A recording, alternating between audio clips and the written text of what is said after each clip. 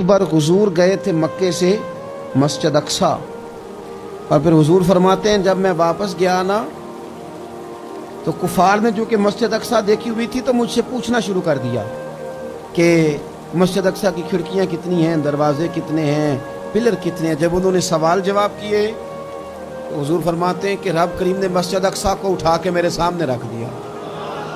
मैं देखता जाता था, बताता जाता था। एक दफ़ा हुजूर मक्के से मस्जिद अक्सा आए और एक दफ़ा मस्जिद अक्सा मेरे नबी की ज़ियारत के लिए मक्के गई। और मेरे नबी तो सिर्फ किसी चीज़ की तरफ एक दफ़ा देख लें तो वहाँ रहमत के फूल खिलते हैं। मस्जिद अक्सा की तरफ मुंह करके 17 महीने मेरे नबी ने नमाज पढ़ी है। मुसलमानों को पता ही कोई नहीं, हमारी खबरें ही और हैं, हमारा दर्द ही और है, हमें पता ही नहीं बम कहाँ बरस रहे हैं, हमें ये खबर ही नहीं।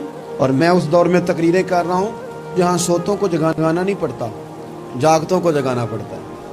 सियाने लोगों को समझाना हमारे जिम्मे लग गया। क्या करें, उस कौम को सिखाना पड़ता है जिसे पता सारा है, लेकिन जानबूझ के आंखें हमारी बंद है। ये मौलवी को बात करता तो लोग कहते देखो मौलवी गाली देता है, लेकिन अगर कायदे आज़म मोहम्मद अली जिन्ना कहे कि इसराइल अमेरिका की नाजायज़ औलाद है तो फिर तो तुम्हें हजम कर लेना चाहिए ना। फिर तो लिबरल को भी हजम होना चाहिए ना कि कायदे आज़म ने कहा है। और उस नाजायज़ बच्चे को तुमने इतनी ताकतें दे दी कि वो मुसलमानों के किबला अव्वल में नमाज पढ़ने वालों को भी न बख्शे। कहाँ गई तुम्हारी वो इंसानी हुकूक की बड़ी बड़ी तंजीमें, किधर गई वो मस्जिद अक्सा जिसके बारे में मेरे नबी पाक सल्लल्लाहु अलैहि वसल्लम से एक सहाबिया ने पूछा था, या रसूल अल्लाह मस्जिद अक्सा में नमाज पढ़ना कितना को बेहतर है बाकी नमाजों के मुकाबले में? तो हुजूर ने फरमाया 1000 गुना बेहतर है। बीबी अर्ज करने लगी, सोनिया मैं जा तो नहीं सकती, दिल बड़ा करता है। हुजूर ने फरमाया जा नहीं सकती तो वहां तेल ही भिजवा दे, जिसमें हाजिरी लगवाने की हुजूर बात करें जिस मस्जिद में। और नबी पाक अलैहिस्सलाम ने फरमाया खास करके सफर करना हुआ तो 3 मस्जिदों के लिए करना, एक मस्जिद हराम बैतुल्लाह के लिए, एक मस्जिद नबी के लिए और तीसरा मस्जिद अक्सा के लिए। बिस्मिल्लाहिर्रहमानिर्रहीम। वो शहर जिसमें मस्जिद अक्सा मौजूद है आजकल यरूशलेम कहलाता है, जबकि अहले इस्लाम में इसे अल-कुद्स कहते हैं। हजूर अक़दस सल्लल्लाहु अलैहि वसल्लम के ज़माने में इस शहर का नाम एलिया था। जैसा कि बाद हदीस मुबारक में आया है कि मुसलमानों ने ये शहर 16 हिजरी बमुताबिक 637 फ़तह किया था।